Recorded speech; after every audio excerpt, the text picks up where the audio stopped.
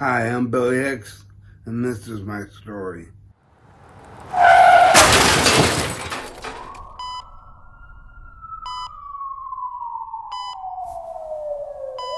He nearly died at the scene. We were told he might not make it through the night due to the swelling on his brain. When he came out of the coma, he wasn't Billy anymore. He was like an infant. He had to relearn everything. He had to learn how to live again.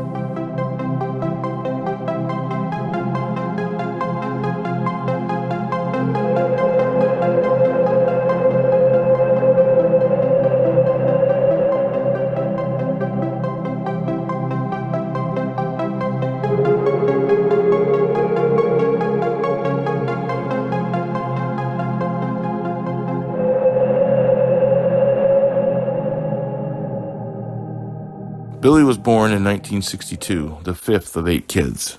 Mom and Dad met while Dad was in the Air Force. In 1968, we moved to Aurora, Illinois, where Dad was from. We were kids of the 70s. It was a normal Midwest life. We built forts, rode our bikes until dark, Cub Scouts, church on Sunday. When Billy got to junior high school, he became involved in sports, wrestling, football, at the same time maintaining good grades and becoming one of the more popular kids. And Billy was also very good with the girls. He never missed a high school dance. After graduation, Billy decided to follow in Dad's footsteps and join the Air Force.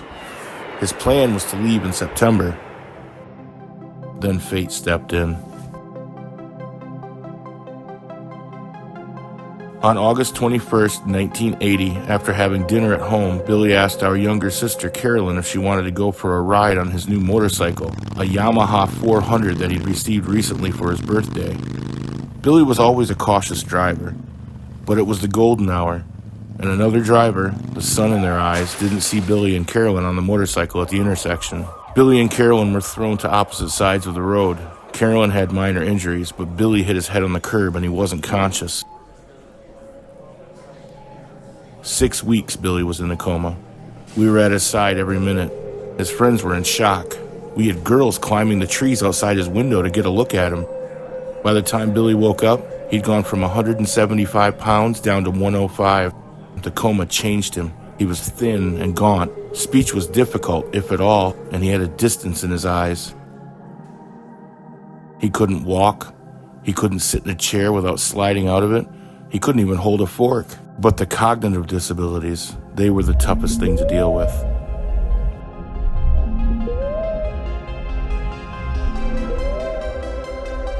Billy eventually made it out of his wheelchair, but the damage to his left temporal lobe left him with lifelong cognitive challenges.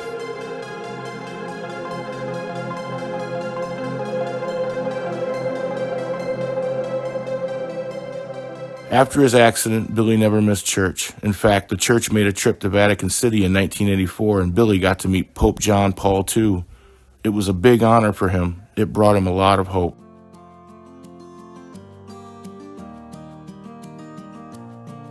But Billy's cognitive skills didn't improve, and in 1986, the family moved to California to be near a brain injury treatment center. The treatment center ended up costing too much, and as years passed, Billy fell into a slump. Exercise became difficult, and another attempt at junior college was short-lived.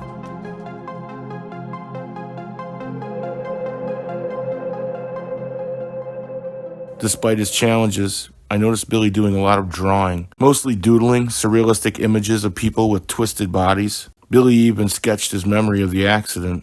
I suggested Billy put his ideas down on canvas.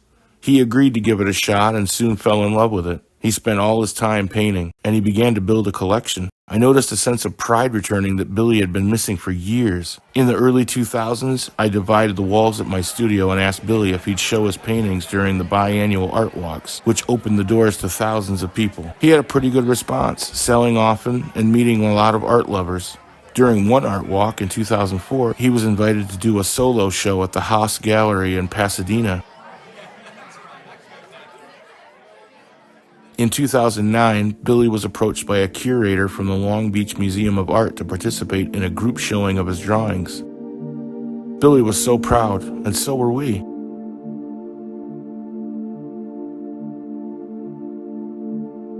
Billy's paintings are an explosion of color, twisted forms, abstract perspectives. Fun, sometimes bizarre and disturbing. They're not for kids.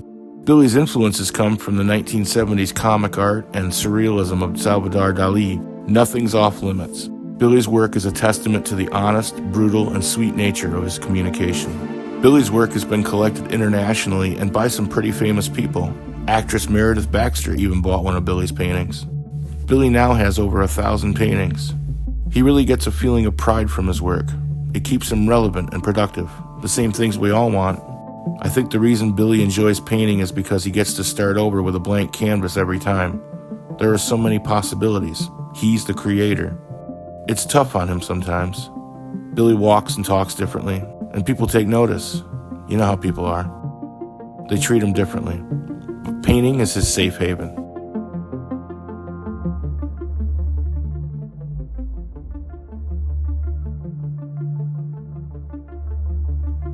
To ask what happened, please mask your laughing. For I kept my strut and my pimp grew limp, and I don't know when I'll ever go. But I know this, I'll never miss my chance to pants and sing and dance. Now it's been a while, too long to smile, but I'll be back, and that's a fact. Yes, I'll be back, I shall return, and that's a fact you've got to learn. And I'll be back, and that's a fact.